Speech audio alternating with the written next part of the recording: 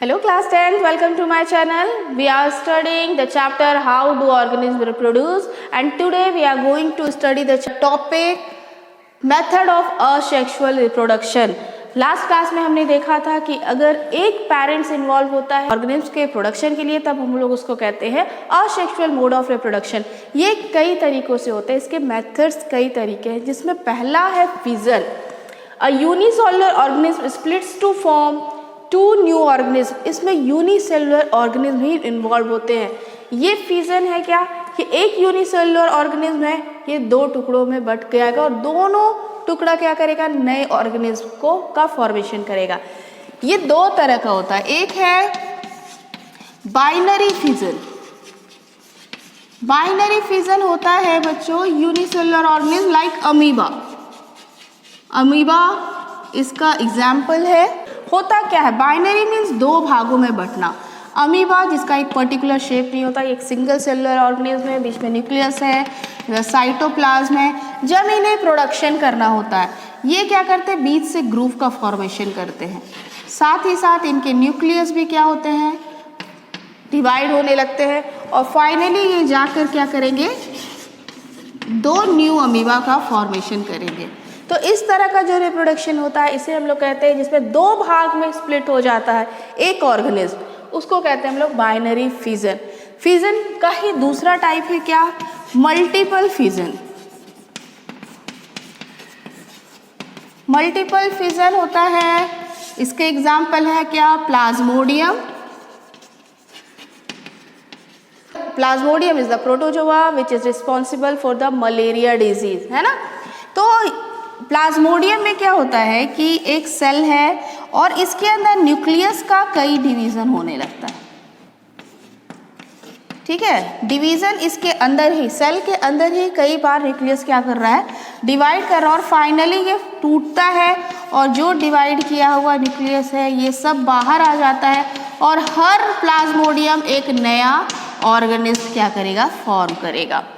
ठीक है, तो ये एक साथ क्योंकि बहुत सारे ऑर्गेनिज्म का फॉर्मेशन हो जा रहा है इसलिए हम लोग इसको कहते हैं मल्टीपल फिजन. क्लियर. तो ये है इसका पहला method.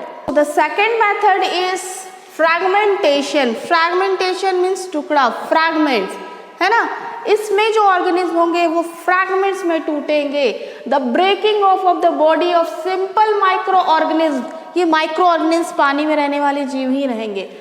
into two pieces and each piece क्या करेंगे, न्यू ऑर्गेनिज्म का फॉर्मेशन करेंगे. जैसे इसका एग्जाम्पल है स्पाइरोगाइरा.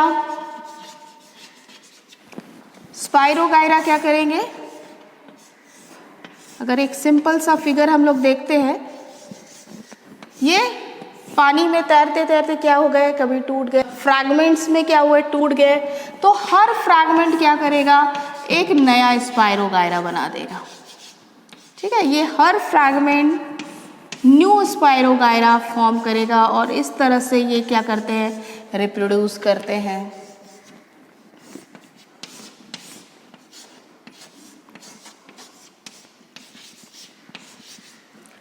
क्लियर. ये हर पार्ट क्या कर रहा है, नया ऑर्गेनिज्म का फॉर्मेशन कर रहा है. तो ये है बच्चों fragmentation. Third one is regeneration. The process of getting back a full organism from its body parts. इसका एग्जाम्पल है बच्चों प्लानेरिया. एक एक एग्जाम्पल हमें याद करना होगा, है ना. होता क्या है, जैसे कि ये है आपका एक सिंपल सा प्लानेरिया. इसमें भी ये फ्रैगमेंट्स में टूटता है. ये बॉडी कभी क्या करता है, फ्रैगमेंट्स में टूटता है. ठीक है, बट क्या है, process of getting back a full organism means इसी ऑर्गेनिज्म का जो पार्ट कट गया है वह रहेगा और नया पार्ट उग जाएगा उसी का. मीन्स अगर ये हेड पार्ट अगर हम लोग लेते हैं तो ये हेड पार्ट है ही, ये क्या करेगा, सिर्फ नीचे वाले पार्ट को उगाएगा. मीन्स आधा भाग क्या है, उसके पेरेंट्स ऑर्गेनिज्म का ही अटैच है ना. बीच वाला पार्ट अगर ऑलरेडी है तो ये क्या कर रहा है, सिर्फ ऊपर का पार्ट उगा रहा है और नीचे का पार्ट उगा रहा है. और नीचे का पार्ट अगर है तो ये क्या करेगा, ऊपर का पार्ट को ही उगा लेगा, निकल जाएगा इसका. तो इस तरह से इसका पार्ट जो होता है वो पेरेंट्स के ही बॉडी का टुकड़ा होता है और सिर्फ नए पार्ट्स निकल जाते हैं। ये डिफरेंस है। कभी कभी बच्चे क्या करते हैं, फ्रैगमेंटेशन और रीजनरेशन में कंफ्यूज हो जाते हैं। तो फ्रैगमेंटेशन में पूरा बॉडी पार्ट्स फॉर्म होता है, लेकिन रीजनरेशन में इसका ही क्या कर रहा है, इसी का पार्ट क्या हो रहा है, वो पुराना पार्ट वही है, बस जो पार्ट कट गया था वो नया फॉर्म हो जाता है। क्लियर? तो बच्चों फोर्थ प्रोसेस है क्या, बर्डिंग, है ना। Small part of the body of the parent organism grows out as a bud, है ना। ये इसका एग्जाम्पल्स हो सकता है क्या, हाइड्रा। मैं एक एक एग्जाम्पल बता रही हूँ, ऐसे बहुत सारे एग्जाम्पल्स है। अगर एक नॉर्मल से हाइड्रा का फिगर आप लोग देखिएगा तो एक छोटा सा बर्ड की तरह, कली की तरह उभार निकल जाता है पेरेंट ऑर्गेनिज्म में ही। क्लियर? और ये पेरेंट ऑर्गेनिज्म से अटैच रहते हुए क्या करता है, ग्रो करता है, बड़ा होता जाता है। यहीं से क्या करेगा, बड़ा होता जाएगा और धीरे धीरे पेरेंट्स ऑर्गेनिज्म से ये क्या होगा, अलग हो जाएगा और एक न्यू हाइड्रा बन जाएगा। तो इस प्रोसेस को हम लोग कहते हैं बर्डिंग। ये बर्डिंग का प्रोसेस ईस्ट में भी होता है, ईस्ट में मल्टीपल फीजन्स भी होते हैं। ठीक है, तो कुछ ऐसे ऑर्गेनिज्म में जिसमें कि दो असेक्सुअल मोड ऑफ रिप्रोडक्शन भी चलते हैं, जैसे कि ईस्ट में बर्डिंग भी होता है और फिजन भी होता है। नेक्स्ट प्रोसेस है स्पोर फॉर्मेशन। ये इसका एग्जाम्पल है बच्चों राइजोपस।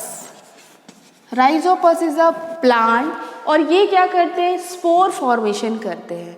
स्पोर मीन्स ये 100 ऑफ माइक्रोस्कोपिक फॉर्मेशन करते हैं इस पार्ट्स में अपने, और स्पोरेंजियम में ये क्या कर रहा है, 100 ऑफ स्पोर्स क्या कर रहे हैं, इसमें मौजूद होते हैं और धीरे धीरे ये स्पोर केस जो होता है वो फटता है और ये सारे स्पोर्स क्या होते हैं, बाहर आने लगते हैं और under favourable condition either in soils और इन एनी फूड ये पड़ते हैं और ये क्या करते हैं, न्यू प्लांट्स फॉर्मेशन कर देते हैं। तो इस तरह से प्रोसेस होता है spore formation. And the last method is very important, vegetative propagation. New plants obtain from the parts of all plant, either from stem, either from roots और लीव्स, है ना। प्लांट के मतलब ओल्ड प्लांट्स के ही किसी भी पार्ट से हम लोग नया प्लांट अगर उगा लेते हैं तो उसे कहा जाता है क्या, वेजिटेटिव प्रोपगेशन। ये नेचुरल भी होता है और इसे अब आर्टिफिशियली रूप में भी किया जाता है। अगर नेचुरल तरीके से हम लोग देखें तो कोई भी प्लांट्स है वो उसकी जड़ें नीचे है और उससे कोई भी नए प्लांट्स क्या होते हैं, उग जाते हैं। ठीक है, मतलब उसके ही प्लांट क्या होते हैं, उनकी जड़ों से अगल बगल निकलने लगते हैं। ये भी वेजिटेटिव प्रोपगेशन का एग्जाम्पल है। इसमें क्या होता है, कोई भी रिप्रोडक्टिव ऑर्गन पार्ट नहीं लेता। ठीक है, रूट से भी हम लोग उगा सकते हैं। लीव्स का बेस्ट एग्जाम्पल है ब्रायोफिलम। ब्रायोफिलम की पत्तियों में आप देखते होंगे कि पत्तियों से ही क्या होती है, न्यू प्लांट्स निकलने लगते हैं। तो प्लांट्स का कोई भी पार्ट्स है ना, किसी भी पार्ट से अगर नया प्लांट उग जा रहा है, ये है ब्रायोफिलम लीव, तो हम लोग इसे क्या कहते हैं, हम लोग इसे कहते हैं वेजिटेटिव प्रोपगेशन। तो आर्टिफिशियल प्रोपगेशन भी कई तरीकों से अब आर्टिफिशियली मैनमेड किया जाता है, जैसे कि कटिंग। आप देखोगे ये रोज़ में अक्सर होता है, किसी भी पेड़ के डाल को काटो, रोज़ के पेड़ के डाल को काटो और उसे क्या करो, लगा दो मिट्टी में। इससे क्या होते हैं, नए शूट्स निकलना स्टार्ट हो जाते हैं। ये प्रोसेस है कटिंग।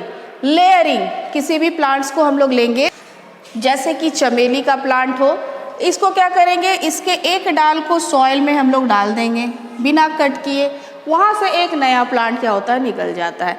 तो ये कॉमन फीचर्स है। तीसरा है बच्चों ग्राफ्टिंग। ग्राफ्टिंग का इस्तेमाल अब हाइब्रिडाइजेशन प्रोसेस के लिए बहुत ज़्यादा किया जाता है। इसमें एक प्लांट का शूट को कट करते हैं और उसके दूसरे प्लांट के शूट को कट करके क्या करते हैं, जोड़ करके यहाँ पर क्या करते हैं, हम लोग ग्राफ्टिंग कर देते हैं। इस प्रोसेस को हम लोग कहते हैं ग्राफ्टिंग। अब इस तरह के पौधे से हम लोग मनचाहा पौधा उगा सकते हैं। मीन्स समझ आइए कि जैसे कि कोई प्लांट है जिसका प्रोडक्शन बहुत हाई है, मीन्स वो मान लो फ्रूट्स ही दे रहे हैं या वेजिटेबल्स ही दे रहे हैं, उसका प्रोडक्शन काफ़ी हाई है, और दूसरा प्लांट है जिसका डिजीज़ रेजिस्टेंस पावर बहुत अच्छा है उसी स्पीसीज़ का। तो हम क्या चाहते हैं, हम चाहते हैं कि हम वैसे प्लांट्स उगाएं जो प्रोडक्शन भी ज़्यादा से ज़्यादा दे और डिजीज़ रेजिस्टेंस भी हो। तो हम दोनों प्लांट की ग्राफ्टिंग करा देते हैं, और इससे जो नया प्लांट निकलता है उसमें दोनों ही क्या हो जाते हैं, दोनों ही गुण आ जाते हैं। इस तरह से प्रोडक्शन भी हाई हो जाता है और डिजीज़ रेजिस्टेंस भी हो जाता है। तो इस तरह के प्रोसेस आजकल एग्रीकल्चर फील्ड में बहुत ज़्यादा अपनाए जाते हैं। साथ ही साथ इस आर्टिफिशियल प्रोपगेशन के कई फायदे हैं।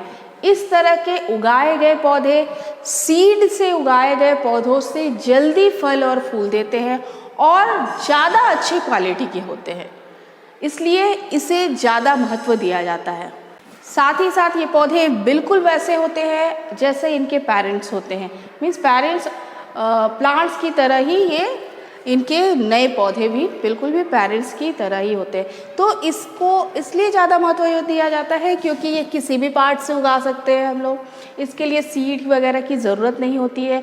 और वैसे पौधे जिसमें सीड जर्मिनेशन का जो क्षमता था वो खत्म हो चुका है, वैसे प्लांट से भी हम लोग नया प्लांट उगा सकते हैं through artificial propagation. So in this type in agriculture field this process is very popular क्योंकि ये समय से जल्दी प्रोडक्शन देते हैं और ज़्यादा से ज़्यादा देते हैं। तो ये 6 वो प्रोसेस है बच्चों किसका, असेक्सुअल मोड ऑफ रिप्रोडक्शन का। नेक्स्ट वीडियो में हम देखेंगे sexual reproduction in plants. Thank you.